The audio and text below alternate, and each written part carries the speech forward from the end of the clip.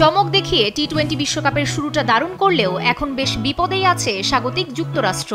Group পর্বের প্রথম ম্যাচে কানাডাকে এবং দ্বিতীয় ম্যাচে পাকিস্তানকে হারিয়েছিল মার্কিনিরা। তবে তৃতীয় ম্যাচে ভারতের কাছে হেরে সুপার 8-এর পথ হয়ে উঠেছে কিছুটা দুর্গম। এ গ্রুপ থেকে পূর্ণ 6 পয়েন্ট নিয়ে ভারত পৌঁছেছে সুপার 8-এ।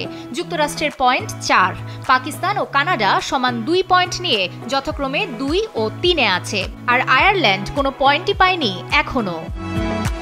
ঘরের মাঠ লডার হিলে আয়ারল্যান্ডের বিপক্ষে জিতলে সেফ জোনে থাকতে পারবে যুক্তরাষ্ট্র, আর হেরে গেলে পাকিস্তান এবং কানাডার জন্য হবে সুবিধা। এতে পরের ম্যাচগুলো থেকে তারা পয়েন্ট পেয়ে গেলে টপকে যাবে যুক্তরাষ্ট্রকে। স্বাগতিকদের শক্তিমত্তার জায়গা বড় রানের টার্গেট চেজ করে জয় বের করে আনা। যদিও ভারতের গতিশীল বোলারদের সামনে রানের অঙ্ক বড় করতে পারেনি ব্যাটাররা। দলের ডানহাতি ওপেনার অ্যারন জোন্স 141 রান করে চলতি আসরের দ্বিতীয় সর্বোচ্চ রান সংগ্রাহক। সর্বোচ্চ ছক্কাও আছে তার দখলে। আন্দ্রেয়াস গাউসের রান 102। তবে যুক্তরাষ্ট্রের বোলিং ইউনিট খুব একটা শক্তিশালী নয়। এছাড়াও জয়ের জন্য মানসিক চাপেও থাকবে মার্কিন দল। ওয়ালটন এসিতে ইনস্টলেশন একদম ফ্রি।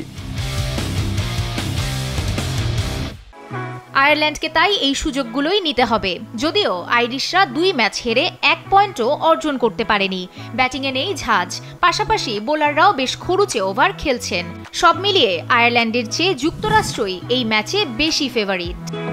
এই দুই দল 2021 সালে 2 ম্যাচের এক টি-20 সিরিজে মুখোমুখি হয়েছিল, যেখানে যুক্তরাষ্ট্র ও আয়ারল্যান্ড পেয়েছিল 1টি করে জয়।